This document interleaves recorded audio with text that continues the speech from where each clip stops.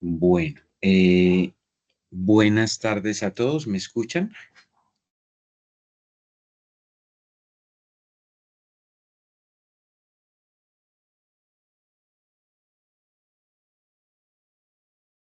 Sí, profe.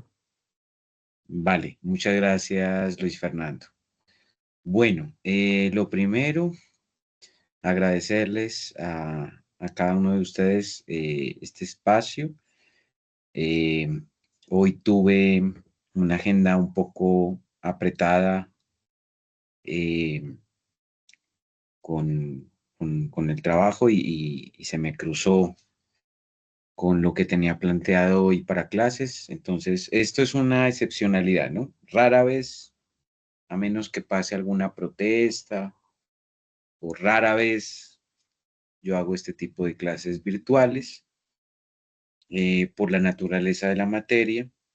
Eh, Así que trataré de ir despacio en esta explicación que vamos a hacer el día de hoy y vamos a dejar la grabación para que ustedes puedan revisarla si de pronto alguna persona no se pudo conectar o tuvo alguna dificultad. ¿De acuerdo? Si tienen alguna duda, también me pueden interrumpir. Si no soy claro en algún concepto, también me pueden comentar, por favor. Las diapositivas ya las tengo terminadas, entonces les pido también que al finalizar la clase, una sola persona me pida las diapositivas para que las podamos compartir y tenerlas en el grupo para el estudio. Entonces, voy a empezar a compartir pantalla. Creo que voy a quitar la cámara ya. Y voy a compartir pantalla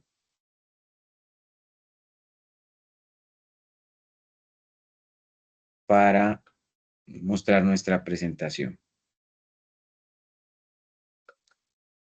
Eh, Hago una pregunta. Nosotros ya hicimos una introducción a las preferencias, ¿cierto? Ya habíamos comenzado este capítulo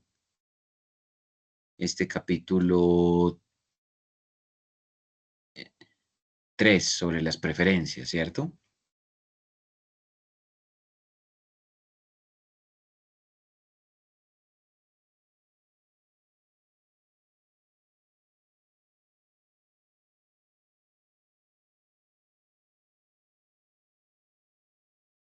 Bueno,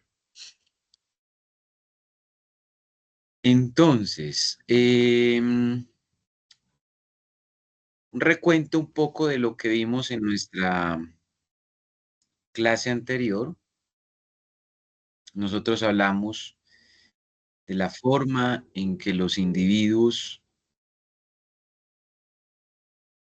determinan las preferencias. Eso significa que vamos a hablar de cómo las personas eligen y en particular eligen los bienes de consumo a partir de información que tienen los individuos. Esa información se ve representada en listas completas de bienes y servicios que son relevantes para los individuos considerando el tiempo, el lugar, en muchos casos las circunstancias, para comprender básicamente cómo los individuos determinan sus preferencias y en última instancia eligen.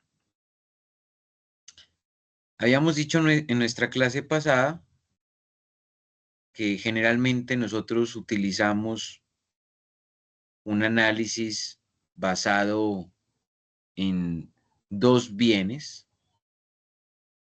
un bien que agrupa a todos los demás bienes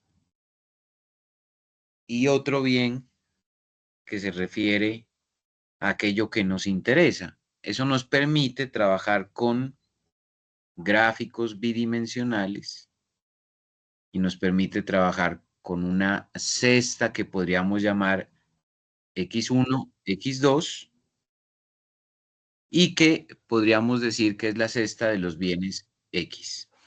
Permítanme un segundo, yo creo que hay personas queriendo entrar a la reunión.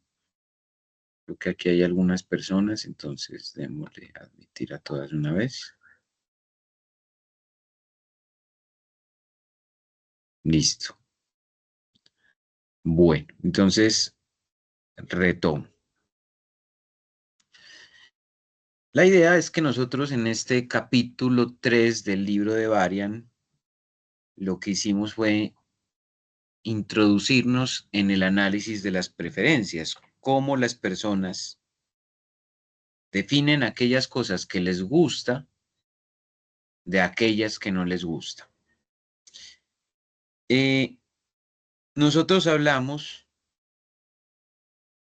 de las preferencias del consumidor y dijimos que un consumidor puede tener dos cestas de bienes. Una cesta que podríamos denominar como X, que está compuesta por X sub 1 y X sub 2,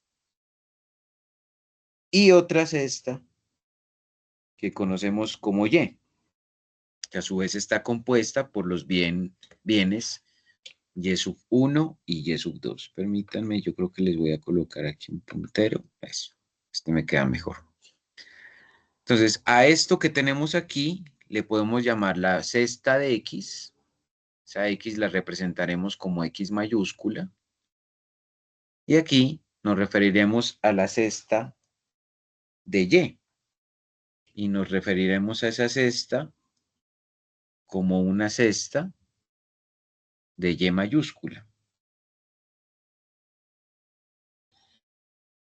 Entonces, nosotros decimos que teniendo dos cestas, una cesta de X y otra cesta de Y, preferimos estrictamente X a Y cuando tenemos este símbolo, que es como una especie de mayor, pero curvado. Eso significa que la persona elige X en lugar de Y, pero esa preferencia es estricta. Es decir, se prefiere estrictamente X a Y. ¿De acuerdo? Entonces, yo les colocaba un ejemplo, les decía, suponga que usted sale a un cafetín con su novia, por ejemplo, o pues con su novio, o con un amigo o una amiga, bueno. Y esta persona, cuando llega al restaurante, le dice a usted que quiere tomar un café.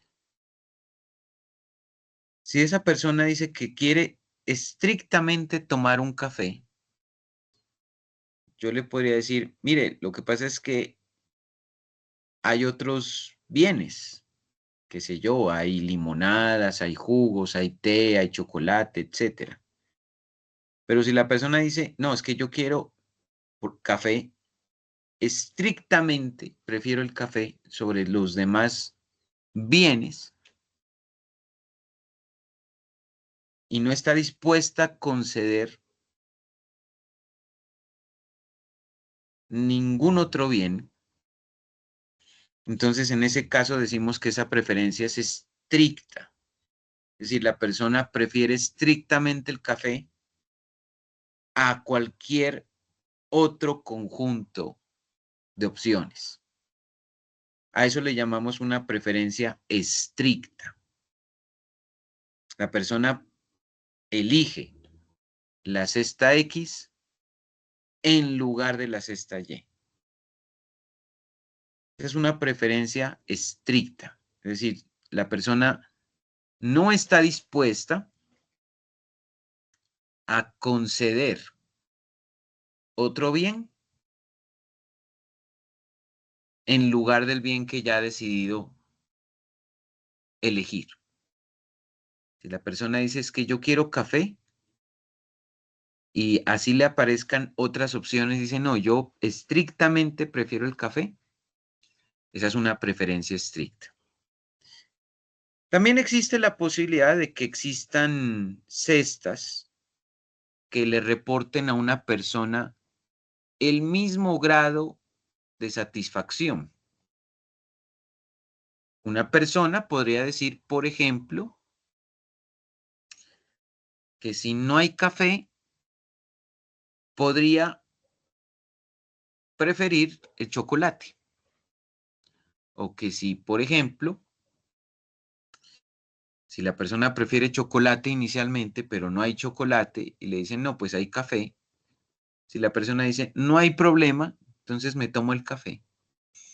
Es porque la persona tiene que, para ella, el café y el chocolate son indiferentes. Es decir, a esta persona le da igual si le dan café o le da chocolate porque el café o el chocolate le darían el mismo grado de satisfacción. ¿De acuerdo? Entonces, esa es una segunda posibilidad. Las preferencias, dijimos, se pueden plantear de tres maneras. La preferencia estricta, que ya hemos visto, en donde tenemos una cesta de X, que es estrictamente preferida a Y, ¿cierto? También vimos una cesta X que es indiferente a la cesta Y. Esto significa que a la persona perfectamente le daría igual o consumir la cesta X o consumir la cesta Y. Este signo, esta virgulilla, representa que ambas cestas satisfacen por igual a la persona y por lo tanto la persona termina siendo indiferente. Es decir, puede ser que consuma X o puede ser que consuma Y. A la persona no le genera ningún tipo de inconveniente escoger cualquiera de las dos. Si eso pasa es porque la persona tiene preferencias que son indiferentes. Y también dijimos que hay una preferencia débil, que es cuando una persona puede preferir la cesta X a la cesta Y, ¿cierto? Pero esa preferencia es una preferencia débil porque no es una preferencia estricta. Es decir, ¿qué es lo que pasa en este contexto? Pues que X es al menos tan buena como Y, ¿cierto? Y esta persona dice, bueno, puede ser que se generen dos situaciones. Se prefiere X a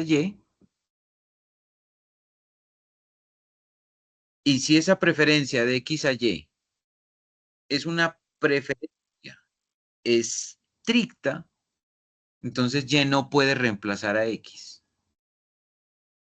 Pero si la preferencia es preferencia débil, es decir, que podría haber algo de indiferencia, eso significa que la persona preferiría X, pero si no hay X, se podría conformar con Y.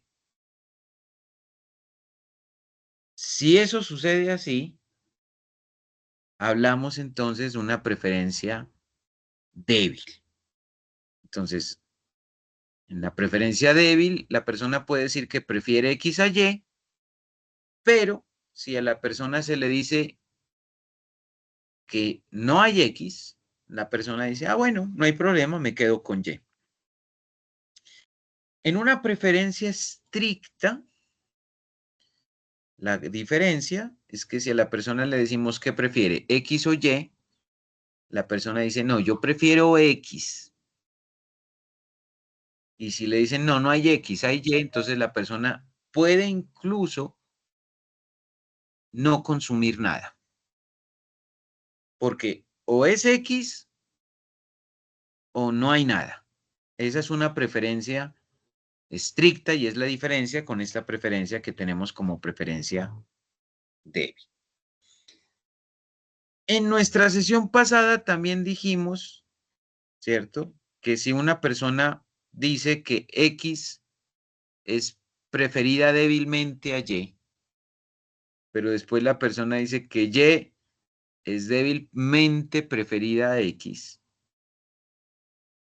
parecería que tuviéramos una contradicción, porque dice la persona en principio que prefiere X a Y, pero recuerden que es una preferencia débil, y después la persona puede decir que si Y es preferida a X débilmente, si llegara a pasar esta situación que tenemos aquí, lo que en realidad estaría suscitándose es que las preferencias son indiferentes.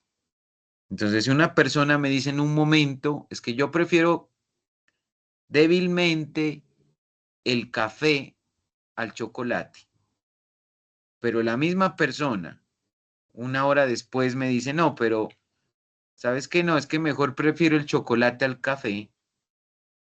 Lo que podríamos concluir es que la persona finalmente tiene dos bienes indiferentes. Es decir, que en ocasiones le gustará más el café que el chocolate, pero también en ocasiones parece que le gusta más el chocolate que el café. Entonces, para ella, para esa persona, el chocolate y el café le reportan un grado de satisfacción tan similar que uno podría llegar a decir que para esa persona el café y el chocolate son indiferentes.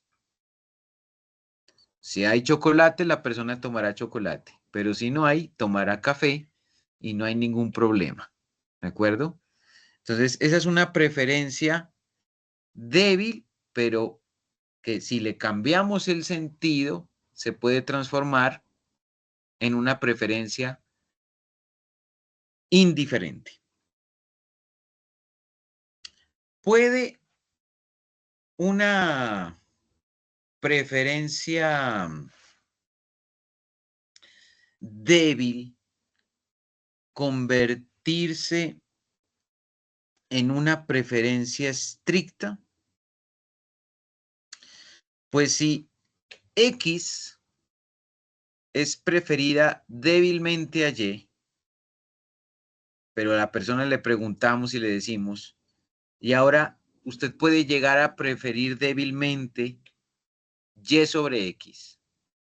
Si la persona nos dice que no, ¿cierto? Si la persona dice yo prefiero débilmente X a Y, pero si le cambiamos la pregunta y ahora le decimos, y usted puede preferir débilmente Y a X, y la persona dice que no, entonces no se cumple la indiferencia y por lo tanto esa sería en lugar de una preferencia débil, una preferencia estricta.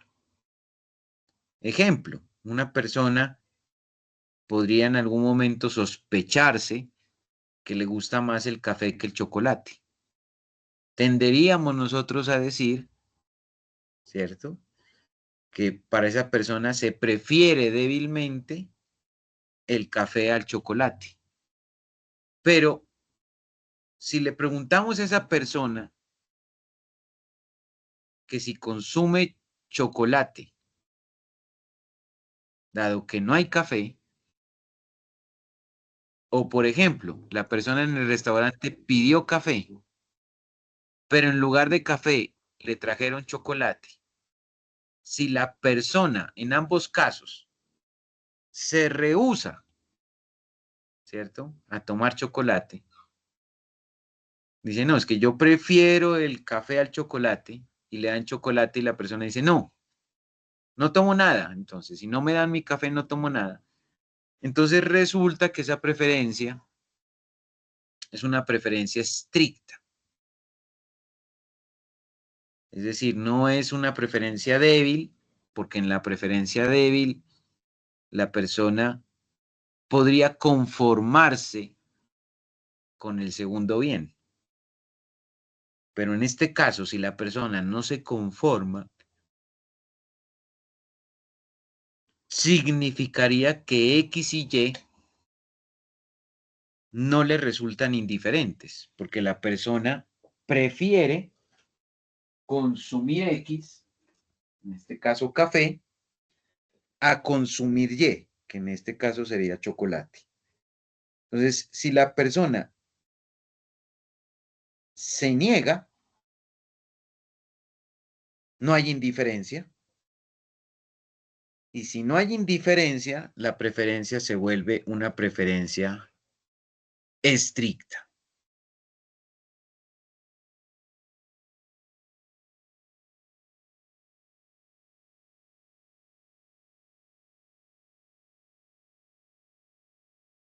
Ok.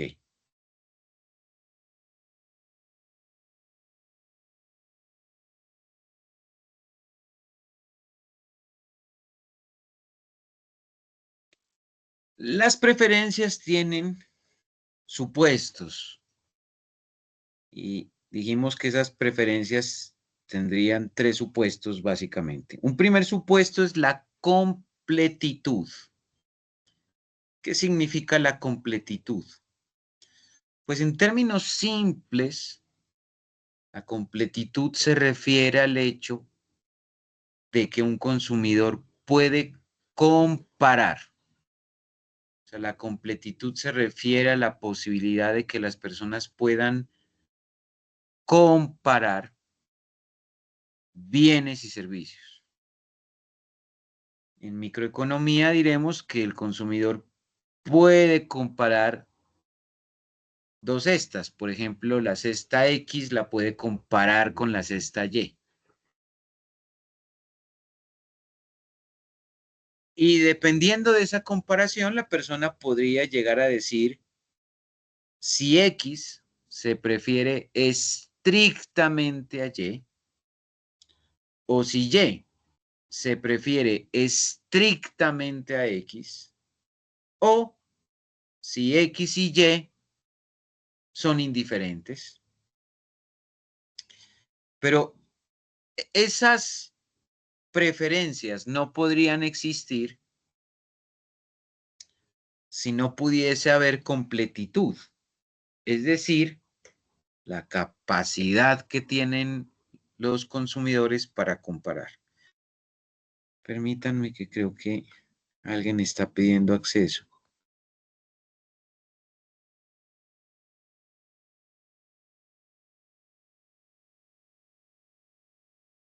Bueno, entonces,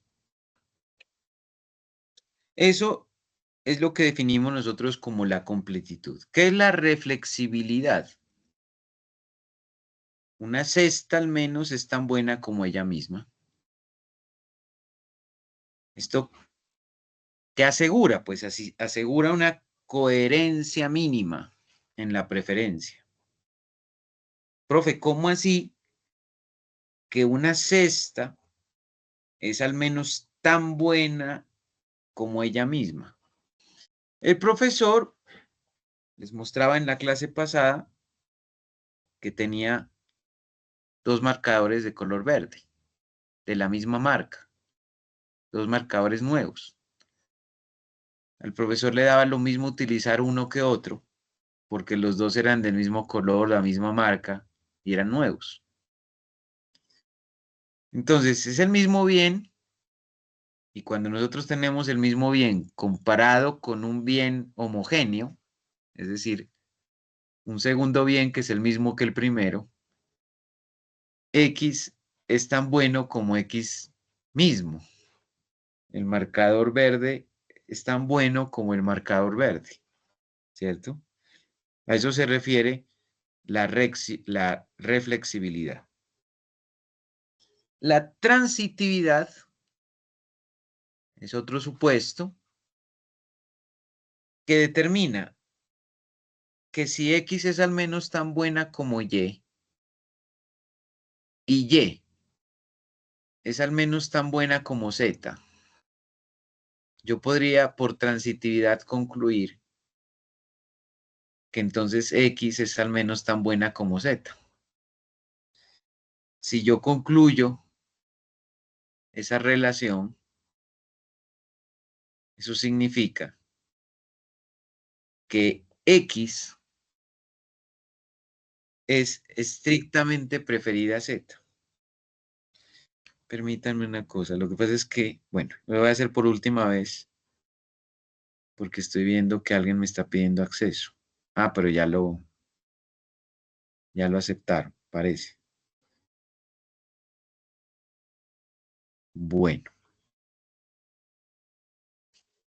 Entonces, si X se prefiere estrictamente a y se prefiere estrictamente a Z, por transitividad lo que terminamos concluyendo es que X es preferida estrictamente a Z. También hablamos en nuestra sesión pasada de la lógica. Dijimos la lógica para no caer en el absurdo.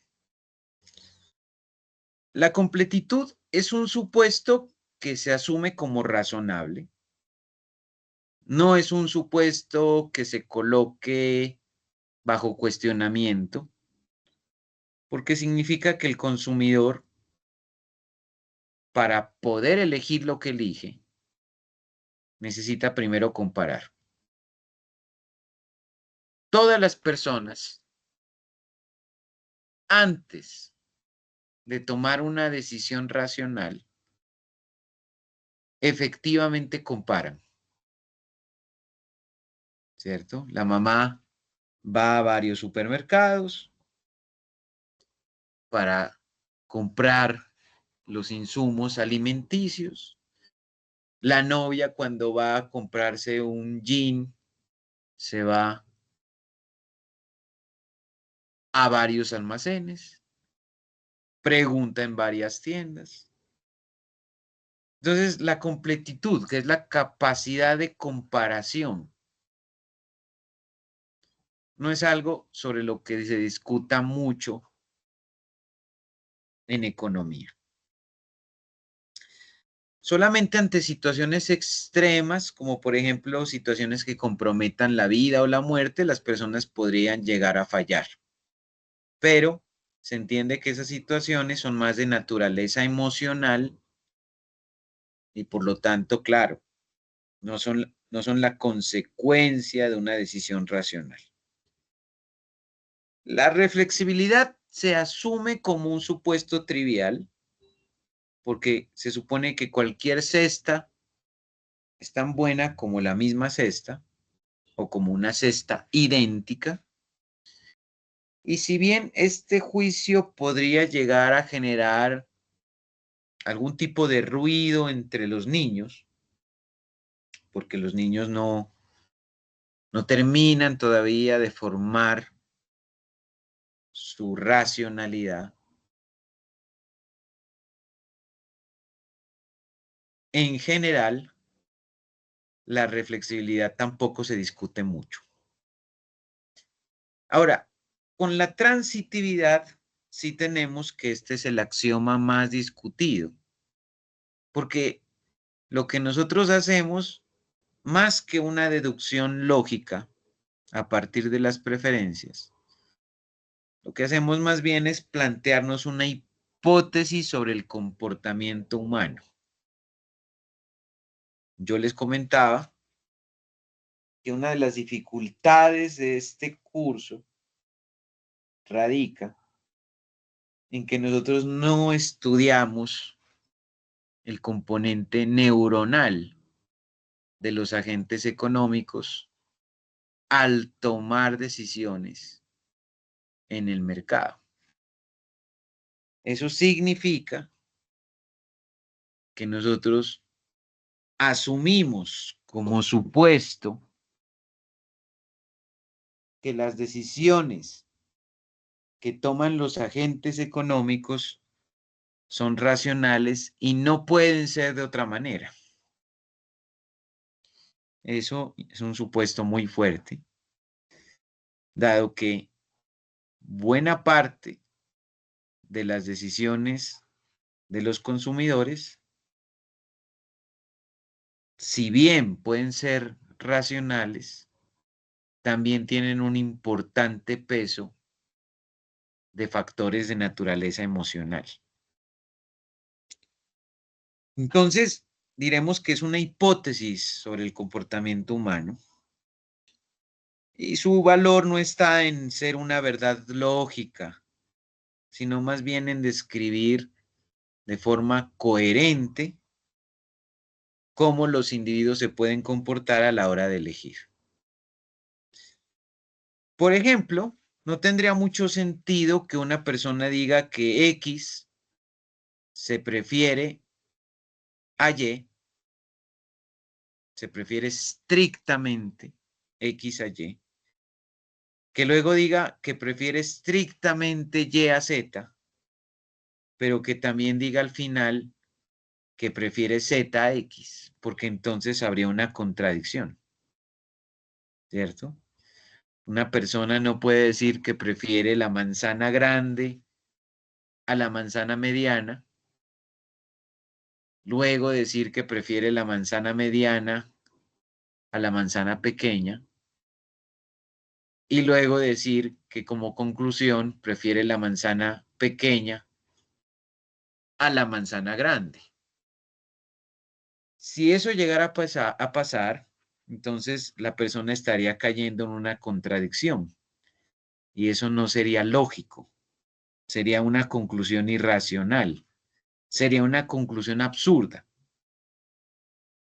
Por eso, para que exista una, entre comillas, mejor decisión, las preferencias deben ser transitivas. De lo contrario, ninguna elección sería óptima. Ejemplo, habíamos dicho, por ejemplo, el niño prefiere el chocolate a la fresa en términos de helados. Después podría él preferir la fresa a la vainilla. Pero como conclusión, él debería decir que al final él prefiere el chocolate a la vainilla.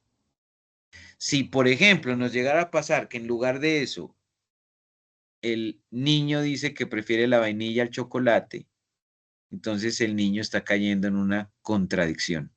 Y esa contradicción implicaría que no es posible ordenar los bienes y servicios o las cestas o las preferencias mediante un criterio de priorización. Y esto nos llevaría a situaciones absurdas. Y hasta ahí creo yo que vimos la clase pasada, ¿cierto? Entonces pregunto, ¿hay dudas, hay inquietudes hasta aquí?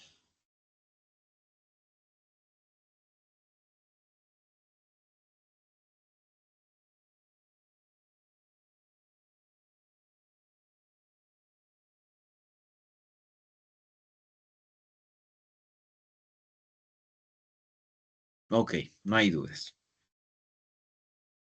Entonces vamos a ver el concepto de curvas de indiferencia. La teoría de la elección plantea que las decisiones de los consumidores se pueden ver representadas en una curva de naturaleza convexa y en donde tenemos varias combinaciones de bienes que reportan el mismo nivel de utilidad. Así, por ejemplo, nosotros podríamos plantear que si una persona se coloca por acá, permítanme, ¿qué pasó acá?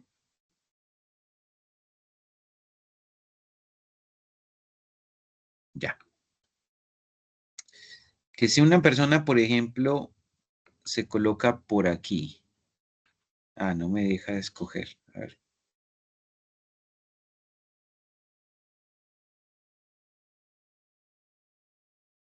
Me toca así.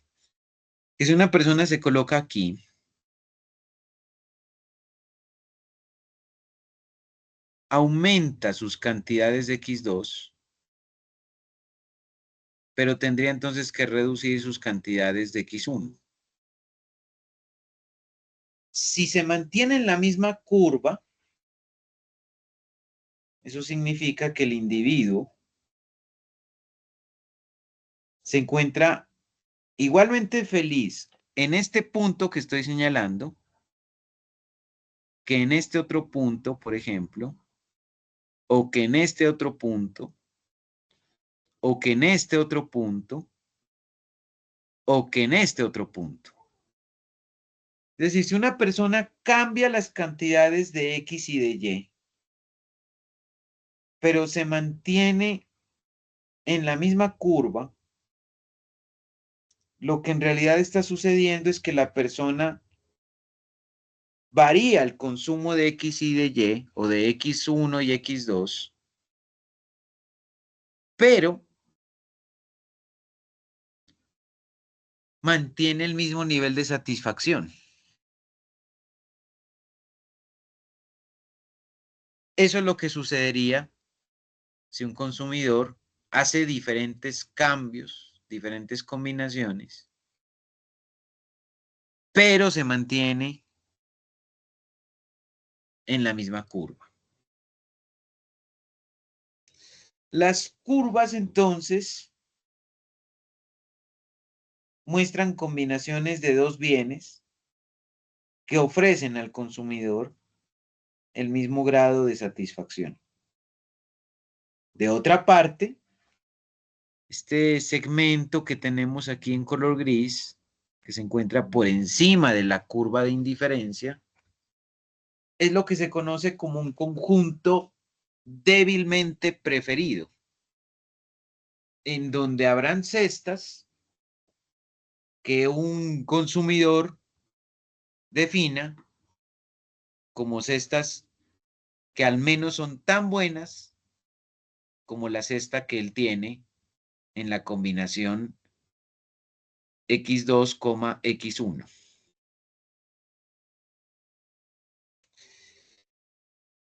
Esto es lo que conocemos entonces como una curva de indiferencia. No sé si tienen dudas hasta aquí.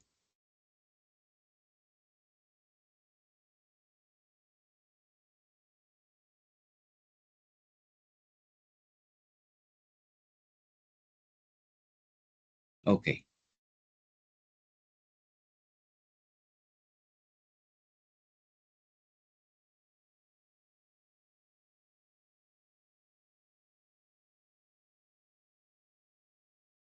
Entonces, en el gráfico que tenemos dos bienes, un bien X1 y un bien X2, y tenemos un punto que es la cesta X1, X2.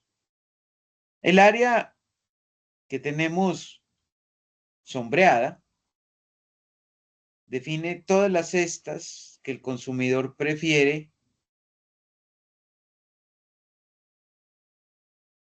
débilmente a X1 y a X2. Ese conjunto es lo que nosotros conocemos como el conjunto preferido y representa diferentes cestas que generan al menos la misma satisfacción que X1 y X2 en la curva de indiferencia. La curva de indiferencia se puede construir desde cualquier cesta de consumo y representa a su vez todas las combinaciones de bienes que reportan el mismo grado de satisfacción al consumidor. Es decir, que a lo largo de esta curva, ya sea que me desplace por acá o ya sea que me desplace por acá, el nivel de satisfacción reportado por ese consumo es exactamente el mismo. O sea, la curva de indiferencia es una curva en donde las diferentes combinaciones de cestas o de bienes representan el mismo nivel de satisfacción a lo largo de esa curva. Eso es lo que me plantea la teoría. La curva de indiferencia, entonces, marca el límite de ese conjunto y establece cuáles son las cestas exactamente indiferentes.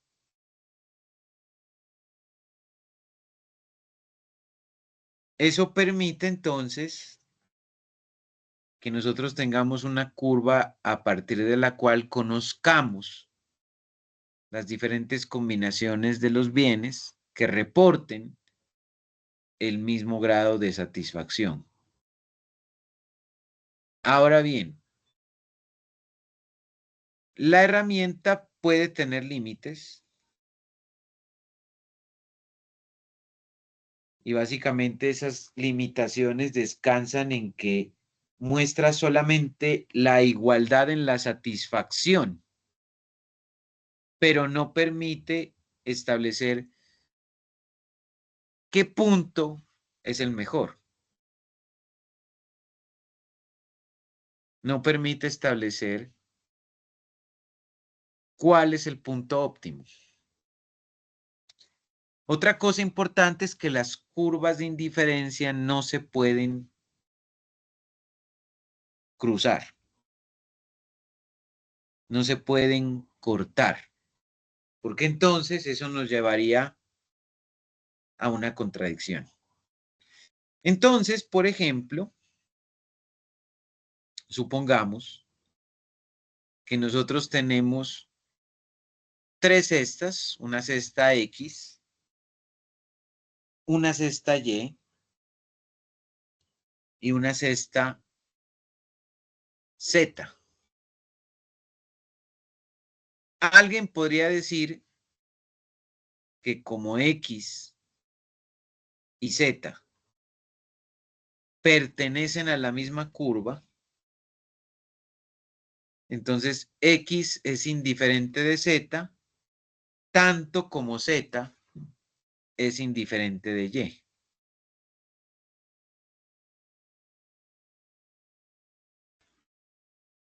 Pero por transitividad, nosotros podríamos concluir que X es indiferente de Y. Es decir, esta X que tengo aquí es indiferente de esta Y que tenemos acá. Para que eso sea verdad, la curva donde se encuentra X debería ser superior a la curva donde se encuentra Y. Y fíjense que en este segmento que estoy señalando en este momento, la curva donde está X sí supera a la curva que se encuentra en Y. Pero eso pasa de Z en adelante. De Z hacia atrás, X tiene una curva de indiferencia que es menor a la curva donde se encuentra Y. Y por lo tanto, no estarían sobre la misma curva, X y por lo tanto no podríamos decir que son indiferentes. Habría una contradicción. Pero si X y Y estuvieran en curvas distintas, una sí podría ser estrictamente mejor que la otra. Entre más altas sean las curvas de indiferencia, entre más se separen del origen, mejor nivel de utilidad representan. Pero en la medida que esas curvas de indiferencia estén más cercanas al origen, menos nivel de satisfacción o de bienestar proveerán. Las curvas de indiferencia son un instrumento que permite representar las preferencias, pero no todas las curvas de indiferencia tienen la misma forma. Las curvas de indiferencia no son universales. Pueden tener diferentes comportamientos de acuerdo con el tipo de preferencias que tenga el consumidor. Entonces, dependiendo de las preferencias que tenga el consumidor, dependerá la forma que tome la curva de indiferencia. Entonces, lo primero que debemos entender es que no existe una única forma que describa las curvas de indiferencia, porque pueden asumir diferentes formas. Dos, las preferencias se pueden adaptar a casos, como por ejemplo las preferencias de bienes sustitutos perfectos, complementarios perfectos, preferencias habituales. Y tres, su utilidad estriba en describir gráficamente cómo el consumidor valora las combinaciones de diferentes bienes. Ejemplos de preferencias. Para construir las curvas se puede partir de una cesta x1 raya x2 y en la medida que vayamos incrementando x1 también se irá ajustando el consumo de x2. ¿Eso qué significa? Pues eso significa que si quiero consumir más de x, tendría que consumir menos de x2.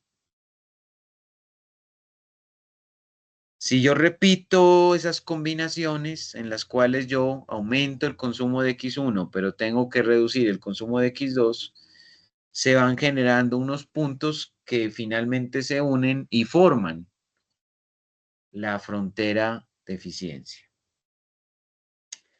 Con los sustitutivos perfectos tenemos que hay dos bienes que son sustitutos y el consumidor podría llegar a estar dispuesto a cambiarlos uno por otro de forma constante.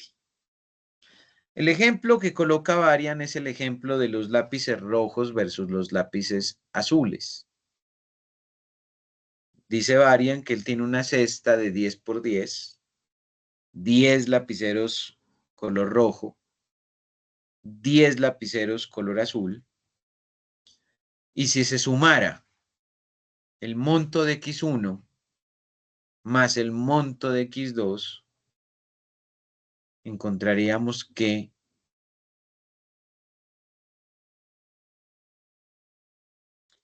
estas curvas tendrían un comportamiento dependiente constante. Nosotros tenemos que en los sustitutos perfectos, el consumidor está dispuesto a cambiar un bien por otro, pero a una tasa constante. Entonces, supongamos que nosotros tenemos un total de 10 lápices, 10 son de color azul, 10 son de color rojo, y que si yo sumo los 10 de color azul con los 10 de color rojo, pues voy a tener un total de 20 lápices. Si, por ejemplo, tienen una tasa constante en el intercambio y yo quisiera tener, por ejemplo, 11 lápices rojos, la única posibilidad sería tener entonces 9 lápices azules. Si yo quisiera tener 12 lápices rojos, la única posibilidad de mantenerme en la misma curva de indiferencia sería tener solamente 8 lápices de color azul. Y ese siempre sería el total. O sea que las combinaciones siempre tendrían que darme 20 y por lo tanto tendríamos curvas de indiferencia que serían más bien líneas rectas con una pendiente constante dada por -1, si es que el intercambio se da de 1 a 1. Porque también podríamos llegar a tener que la relación no es de 1 a 1, sino de 1 a 2 y mantenerse constante. Entonces, si aumentas un bien en una unidad, reduces el otro en la misma unidad para mantener la diferencia, la indiferencia. Las curvas de indiferencia terminan siendo entonces unas rectas que son paralelas entre ellas, y entre más alejadas del origen se encuentren, proveen mayor nivel de satisfacción. Es decir, que el nivel de satisfacción que tiene una curva de indiferencia puede perfectamente estar condicionado por el nivel de ingreso del individuo.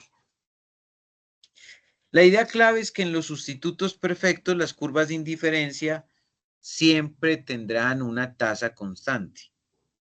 Por eso el consumidor lo que hace es valorar todos los bienes dentro de una curva de indiferencia de forma idéntica, y lo único que le pudiese llegar a interesar es la sumatoria total.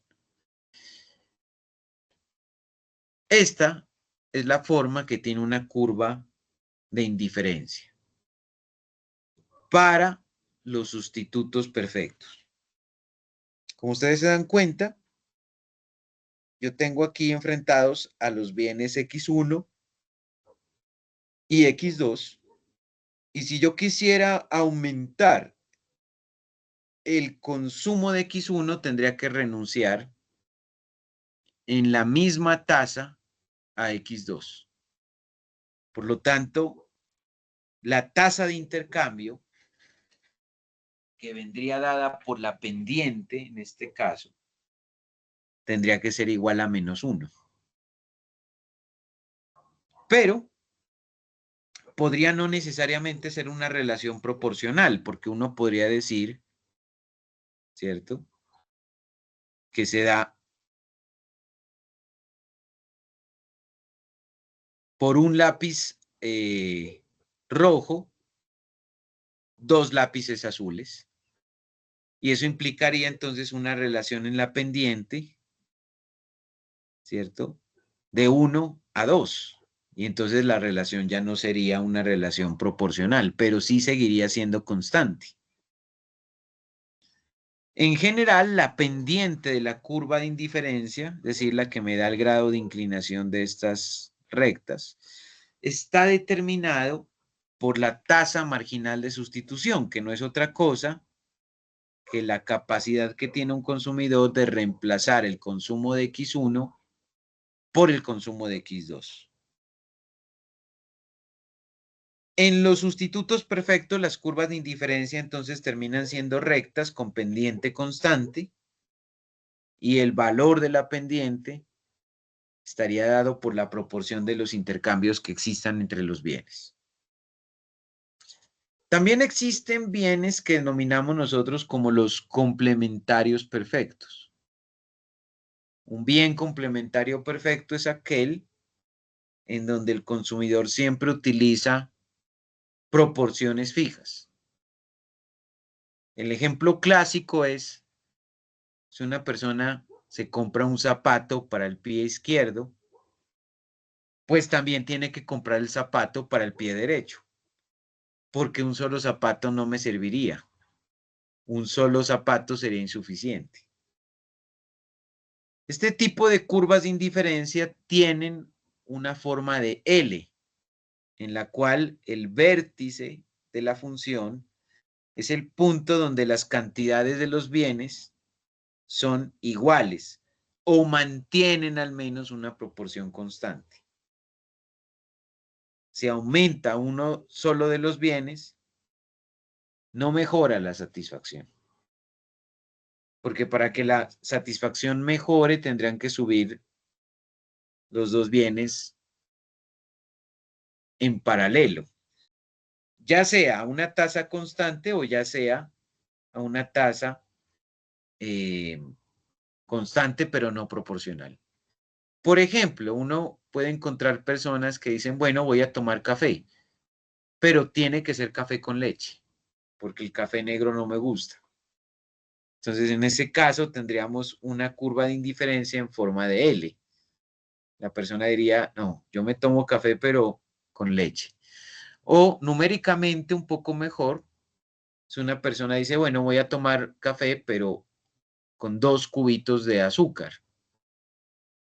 Si a mí me dan café, por ejemplo, sin azúcar, yo ya digo, no, no me gusta. Entonces, en ese caso, cuando el consumo de un bien implica el consumo de otro bien en tasas fijas, es cuando nosotros tenemos complementarios perfectos.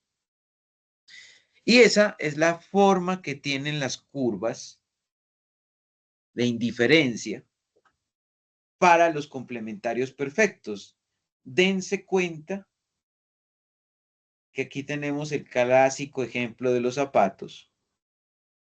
Una persona diría, no, pues yo quiero comprarme zapatos y mire que las L's, que son las curvas, están reflejando esa equiproporcionalidad. Es decir, que yo no puedo decir, ¿sabe qué? Véndame solamente un par del par de zapatos, solamente véndame un zapato. No, porque ese tipo de bien se vende en pares, porque son complementarios perfectos. En el caso de los complementarios perfectos, fíjense que las esquinas se ubican en una relación de 2 por 1, 4 por 2 y 6 por 3. Eso significa que ahí hay una tasa constante, ¿cierto? Hay una tasa constante que duplica el intercambio. O sea, por 2 del bien 1, ¿cierto? Tiene que haber una cantidad del bien 2. Las sucesivas curvas de indiferencia son paralelas en diagonal ascendente. Respecto que más de ambos bienes es mejor porque se pretende que exista el principio de insaciabilidad. ¿En qué consiste el principio de insaciabilidad? Que las personas, si no tienen saciabilidad, pueden seguir consumiendo casi que infinitamente. En este caso, más resulta ser mejor que menos. En los componentes perfectos, en los complementarios perfectos, perdón, el valor de un bien depende totalmente del otro. Esté presente en la proporción, ¿cierto? Eh, en los complementarios perfectos, el valor de un bien depende totalmente de que el otro esté presente en la proporción adecuada. Entonces, por ejemplo, yo quiero comprar zapatos. Entonces, la proporción adecuada ahí es de 1 en 1, ¿cierto? De 1 a 1. Porque, por ejemplo, si yo compro un par de zapatos por Mercado Libre, pero me llega solamente un zapato, entonces eso no me representa ningún tipo de bienestar. Lo que a mí me genera bienestar es el uso de los dos bienes, porque son complementarios. Ok, ¿qué son los males? Bueno, pues un mal es un bien que al consumidor ya no le gusta, ¿cierto? Entonces, un mal, digámoslo así, es un producto, es un servicio que al consumidor no le produce bienestar. ¿De acuerdo? Por ejemplo, uno podría decir que a una persona le podría llegar a pasar que la contaminación no es un bien, sino que es un mal. Fíjese usted que la contaminación es algo que la persona termina consumiendo forzosamente. Es decir, una persona puede ir caminando por la calle y de repente pasa al lado de la persona un bus público que no tiene diligenciado el registro de gases y puede, por ejemplo, contaminar el ambiente de la ciudad. La gente al respirar ese aire, ¿cierto? Que no sea un aire puro, se dañan los pulmones y el consumo de ese aire tóxico, en lugar de generar un bienestar, genera un malestar. Por acá hay un ejemplo de que a una persona le gusta el salchichón, pero no le gustan las anchoas. Entonces, si aumentan las anchoas, habría que aumentar también el consumo del salchichón para compensar y mantener al consumidor indiferente. Por ello, las curvas de indiferencia tienen pendiente positiva, en este caso. Más anchoas empeoran la satisfacción y para aceptarlas el consumidor necesita un salchichón. ¿Esto qué significa? Que las curvas van a ser rectas paralelas y van a tener unas flechas que indican la dirección en que se van a mover. Menos anchoas, más salchichón, por ejemplo. Y cuando un bien es determinado en realidad como un mal, la indiferencia se presenta con curvas crecientes. Es decir, que a mayor cantidad de mal, se requiere mayor cantidad del bien deseado, es decir, del bien, para compensar. Y esta es la estructura de las curvas de indiferencia para los males. Obsérvese que las pendientes de estas curvas de indiferencia son positivas. En este sentido, ¿por qué son positivas? Porque las curvas me están mostrando una relación creciente entre un bien y un mal, ¿cierto? Si volvemos al ejemplo de la contaminación, una persona que consuma un mal, como por ejemplo el aire tóxico, necesitaría, por ejemplo, consumir más oxígeno puro para tratar de combatir la presencia del aire tóxico. Entonces,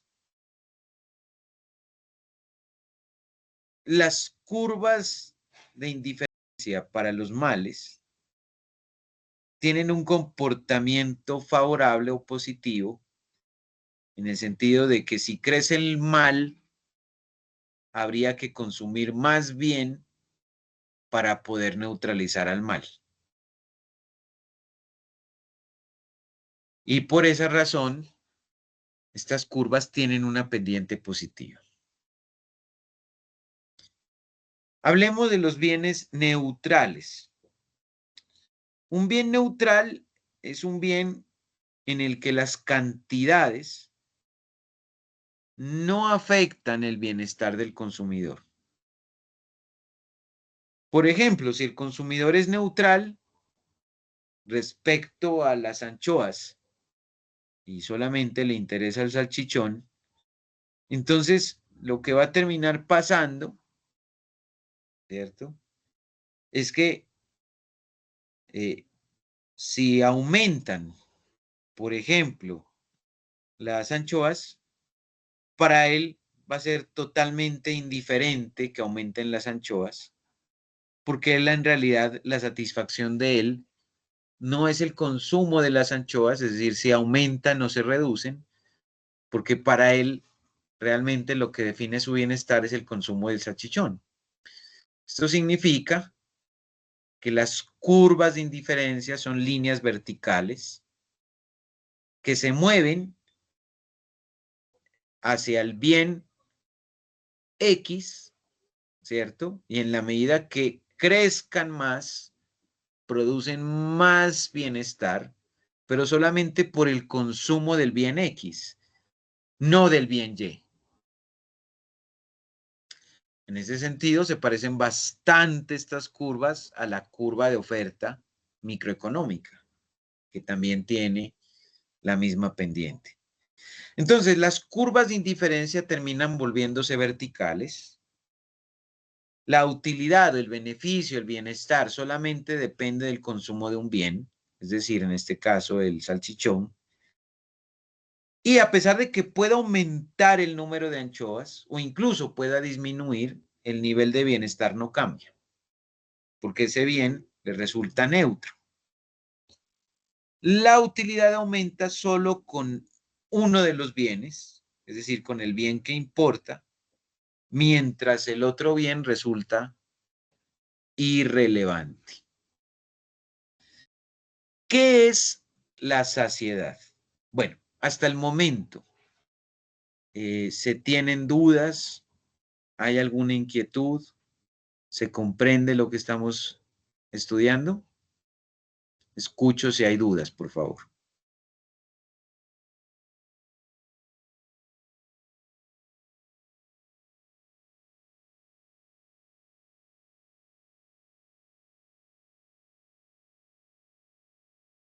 ¿No hay dudas, chicos?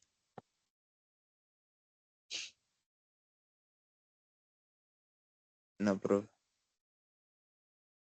Ok. Bueno, entonces hablemos un poco sobre la saciedad. La saciedad es una situación que se da cuando una cantidad de bienes que se encuentran en un nivel óptimo alcanza el máximo nivel de bienestar del consumidor.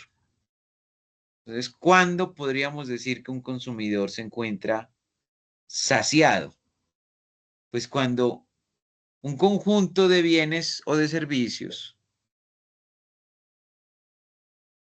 maximizan el bienestar del consumidor. O sea, cuando alcanzan el máximo nivel de bienestar.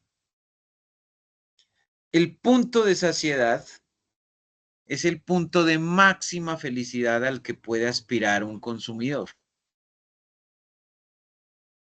Cuanto más una persona se aleje de ese consumo, en ese punto de saciedad, ¿cierto? Más triste estará, menos feliz estará, menos bienestar tendrá. Pero también es cierto que cuando una persona sobrepase ese punto, la mayor cantidad de bienes que consuma podrían convertirse de bienes a males. Profe, no me queda claro. Pues pongamos un ejemplo. Una persona tiene mucha hambre y le sirven un primer plato de comida. Muy probablemente ese primer plato de comida va a darle mucho bienestar porque la persona está con hambre. Puede ser que a la persona le traigan un segundo plato de comida. Y si la persona tenía mucha hambre, pues el consumo de ese segundo plato también le va a dar mucho bienestar, mucha felicidad. Un poco anterior un poco menor que la primera, pero le va a dar igualmente satisfacción. Pero si le traen un tercer plato de comida, ya la persona puede decir, pues es que ya con 2 platos de comida estoy satisfecho. O sea, uno tercero como que no me gusta. Y se le puede insistir. Y si la persona consume el tercer plato, puede ser que ya ese tercer plato no le esté dando felicidad, sino que le esté produciendo malestar. ¿Por qué? Porque en este punto el nivel de saciedad se superó. Es decir, que las personas pueden estar en una situación de malestar tanto como si no alcanzan el punto óptimo de consumo que los lleva al máximo bienestar, como si sobrepasan el punto óptimo de consumo en comparación con el punto de bienestar. Entonces, si se está antes de la saciabilidad, la persona va a estar insatisfecha. Y si la persona se encuentra posterior a la saciabilidad, también va a estar insatisfecha. El único punto en el que la persona va a estar satisfecha es cuando alcance el óptimo de las cantidades consumidas que le conduzcan a la saciabilidad. ¿De acuerdo? En este punto, las curvas de indiferencia se concentran en torno a ese punto óptimo. Recordemos que las curvas de indiferencia en general tienen una forma convexa, pero cuando se está llegando, y esto lo vamos a mirar después en R con unas gráficas en tercera dimensión, cuando se esté llegando al punto de saciabilidad, ¿cierto? Lo que podría llegar a pasar es que las curvas de indiferencia tienen pendiente negativa cuando el consumidor posee cantidades demasiado pequeñas, ¿cierto? O incluso demasiado grandes de un bien. Y llegarán incluso a tener pendiente positiva cuando hay un exceso en los bienes y los bienes se empiezan a convertir en un mal, lo que hace que lo que se pretende es reducirlo hasta que el consumidor alcance un punto óptimo. Esto es lo que pasaría con las curvas de indiferencia. Entonces, por favor, síganme con el láser. La curva de indiferencia que nosotros trabajamos es más o menos esta dinámica. Aquí podríamos decir que la curva, esta parte que estudiamos nosotros, esta proporción de la curva es una relación básicamente convexa. Y en la medida que yo me vaya acercando hacia el punto de saciabilidad, cada curva le va dando más satisfacción a medida que se vaya acercando a la saciabilidad. Pero si este punto de saciabilidad, que lo tenemos aquí en X1 barra y X2 barra, es superado, usted empieza a ver que las curvas pasan en lugar de ser convexas a ser cóncavas, ¿cierto? Las curvas intentan como volverse cóncavas porque intentan rodear el punto de saciabilidad. Entonces, lo que pasa con las curvas en realidad es que las curvas intentan rodear el punto de saciabilidad. Si estamos antes del punto de saciabilidad, todavía podemos hablar de que X1 y X2 son bienes. Pero si se sobrepasa el punto de saciabilidad, por ejemplo, si me encuentro en el punto que estoy señalando en este momento, yo ya tendría que en ese punto, al sobrepasar la saciabilidad, esos bienes se están convirtiendo en males. Y además, en la medida que las curvas sigan creciendo, igual siguen teniendo un comportamiento que intenta volverse cóncavo, porque intentan abrazar la saciabilidad. Cada vez que yo intente impulsar las curvas, pues lo que voy a hacer es alejarme de la saciabilidad y por lo tanto no voy a estar tampoco satisfecho.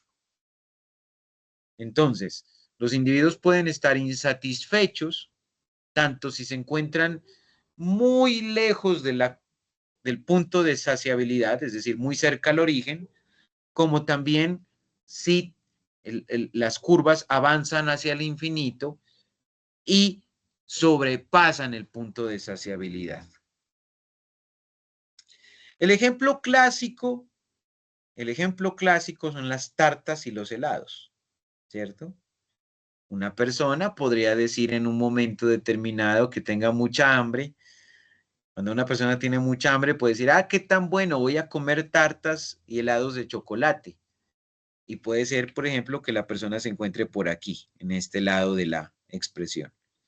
Si aumenta el consumo de tartas y de helados, la persona va a decir, ay, qué bueno, me siento ya más cerca del punto de saciabilidad.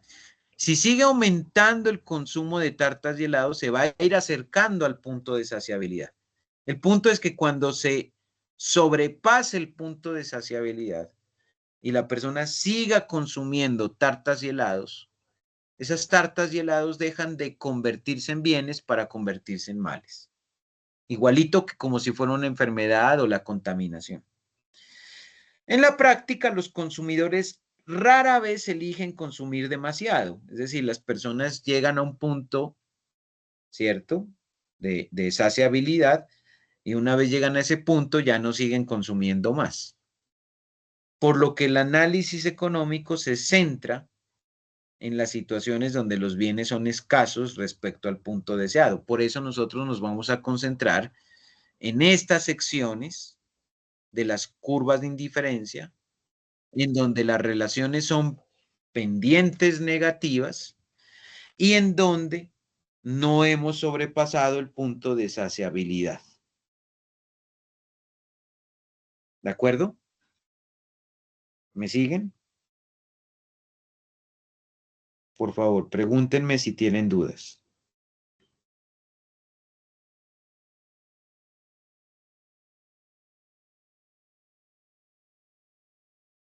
¿No hay duda, chicos? Cuéntenme, por favor.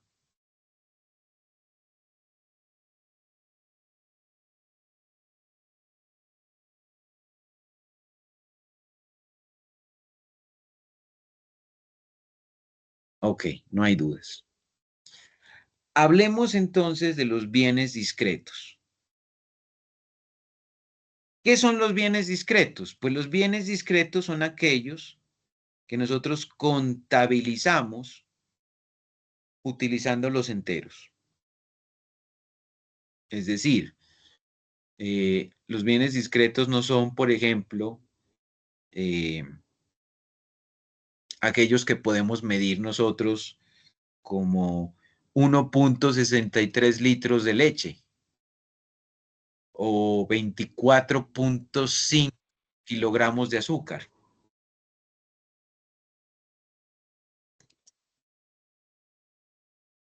Denme un segundito, por favor.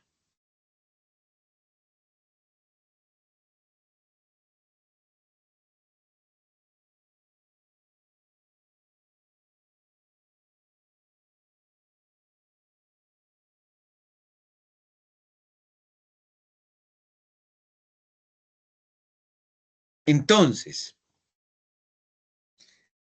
eh, los bienes discretos son aquellos que podemos nosotros de alguna manera contar, ¿de acuerdo?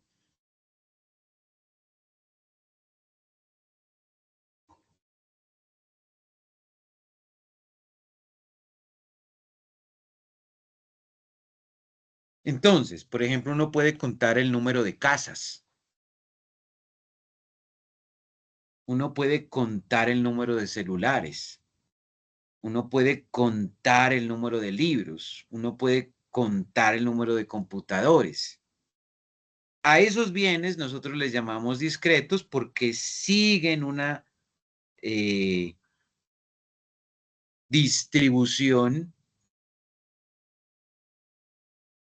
en la cual tenemos unidades discretas, ¿de acuerdo? No son bienes como, por ejemplo, hace un momento lo decía, la leche, el arroz, la gasolina, en donde se nos presentan decimales, porque son series continuas, sino que solamente los contabilizamos a partir del cálculo discreto. En este caso, las curvas de indiferencia no son líneas continuas, sino más bien conjuntos de puntos aislados. Es decir, las funciones que hemos estudiado hasta el momento, todas, absolutamente todas las que hemos estudiado, son continuas. Es decir, que nosotros podemos tener decimales. Pero con los bienes discretos, las líneas son líneas discontinuas, porque se cuentan solamente los valores enteros. Entonces son conjuntos de puntos aislados que representan combinaciones entre bienes, pero de naturaleza discreta. Eso por un lado, ¿cierto? Y por otro, tendríamos entonces los demás bienes. Los demás bienes pueden ser el dinero mismo, otros consumos, etcétera. En este sentido, el carácter de discreto para nosotros es importante porque a veces un consumidor adquiere algunas pocas unidades de un bien, ¿de acuerdo? El ejemplo clásico, una persona puede decir, bueno, yo voy a comprarme un carro, pero una persona no dice voy a comprarme 2 o 3 o 4 o 5 o 6 carros, no. Son unas pocas unidades de enteros. Tampoco no tiene sentido que una persona diga, me voy a comprar 1.7 carros. No, ¿de acuerdo? Entonces son números enteros y además la cantidad es pequeña, ¿de acuerdo? Si la cantidad fuera grande, como por ejemplo, qué sé yo, 30, 40, 100, pues podría ser más práctico tratarlo más bien como un bien continuo para simplificar nuestro análisis. Pero los bienes discretos son bienes que asumimos como bienes, primero, que se contabilizan como enteros y dos, en donde los agentes económicos, particularmente los consumidores, adquieren unas pocas unidades, ¿de acuerdo? O sea, uno no dice, me voy a comprar 4 portátiles. No, no, de hecho 4 portátiles no tiene mucho sentido, ¿no? Bueno, a menos que una persona pues esté trabajando en una oficina y tenga que hacer muchas cosas con los 4 portátiles, pero en general uno diría, uno necesita un portátil, ya con ese se defiende, ¿de acuerdo? O un carro, ya con eso me defiendo. O puedo llegar a tener una casa, bueno, póngale usted que una persona puede llegar a tener 2 casas y con eso ya se defiende. Entonces son bienes que se consumen, pero la contabilidad se hace en números discretos, en enteros, ¿cierto? Y algunos pocos, algunas pocas cantidades del bien. Porque si son muchas, por ejemplo, que una persona dice, no, yo tengo 100 casas, tengo 100 autos, pues se los trata como si fueran eh, bienes continuos y no bienes discretos. Entonces, un bien discreto es un bien, ¿cierto? En donde el bien uno, por ejemplo, solo se encuentra en cantidades enteras. Entonces, fíjense que solamente se contabiliza uno, 2 y 3. 1, 2 y 3, ¿cierto? En la parte A, ¿cierto? Es decir, en esta sección, las líneas discontinuas conectan las cestas que son indiferentes. Entonces, fíjense que las curvas son discontinuas porque estamos haciendo contabilidad solamente de enteros, ¿de acuerdo? En tanto que en la sección B, las líneas verticales, por ejemplo, representan cestas que son al menos tan buenas como la indicada. Entonces aquí, fíjense que se hace ya una diferenciación de 0 cantidades de consumo, una cantidad de consumo, 2 cantidades de consumo. Aquí podríamos colocar 3 cantidades de consumo. Se dicen que esas cantidades son cestas preferidas débilmente a la 1. ¿De acuerdo? Son cestas débilmente preferidas a la 1 en X2, que serían las que tenemos acá. ¿De acuerdo? Bueno. Yo lo voy a dejar hasta preferencias regulares. Lo voy a dejar hasta allí. Entonces, por favor, coméntenme si tienen dudas de lo que hemos trabajado hoy. Hoy trabajamos básicamente preferencias del consumidor, preferencias estrictas, preferencias indiferentes, preferencias débiles. Trabajamos los supuestos, completitud, reflexibilidad, transitividad. También revisamos por qué tiene lógica suponer completitud, por qué tiene lógica suponer reflexibilidad y por qué hay que manejar con cuidado la transitividad. También revisamos algunos ejemplos de la lógica y también revisamos el concepto genérico de curvas de indiferencia, pero también aprovechamos para mirar qué pasaba con las curvas de indiferencia en bienes sustitutos perfectos, complementarios perfectos, males, bienes neutrales, saciedad y bienes discretos. Miramos una gran cantidad de contenido el día de hoy, ¿de acuerdo? Yo esto, no, ahí me parece que está bien, lo que hemos visto está bien hasta allí, ¿de acuerdo? No sé si tengan dudas, chicos, por favor, para que me comenten.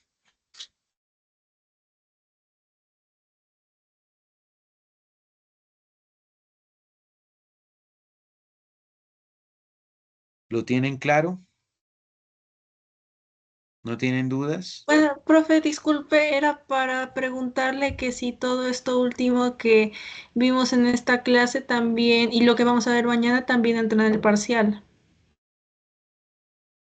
Hay algunas preguntas del taller que se van a ir contestando en la medida que yo avance clase. Pero para el primer parcial, para el primer examen, solamente voy a evaluar lo que tenga que ver con lo que hemos visto en el capítulo 1 y el capítulo 2. Esto ya lo evaluaría yo para el parcial 2. ¿De acuerdo? Listo, muchas gracias, profe. Bueno, pero de todas maneras nosotros seguimos avanzando y seguimos estudiando porque pues hay que evaluar el segundo parcial y estas ya son temáticas para el segundo parcial. Inquietudes, ¿tienen más inquietudes, por favor? Es que lo malo de estas clases así, a mí no me gustan mucho, es que a veces los estudiantes no me preguntan tanto como presencialmente. Entonces, por eso no me gustan mucho estas clases virtuales. La clase de mañana sí la hacemos presencial, ¿no? Solamente era por hoy este espacio. Mañana sí la hacemos normalmente presencial, ¿de acuerdo? Por favor, coméntenme si tienen más dudas.